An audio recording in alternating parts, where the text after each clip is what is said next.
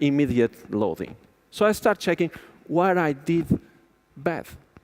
Why it did go wrong? On these things, I didn't measure the ISQ. It was absolutely based on perception, why I immediately loaded this case. And the implant surface, maybe it was not so good for immediate loading, as the both speakers before me showed, as stated.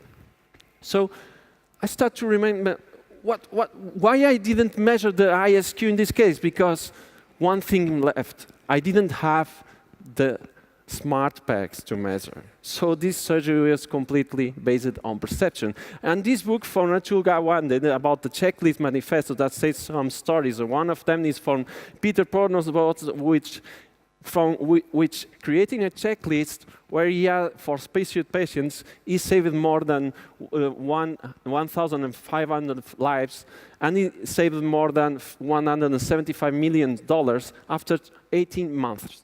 If I had a checklist at the time with the smart packs and implants and the abutments, maybe I would go for a delayed approach instead of an immediate loading.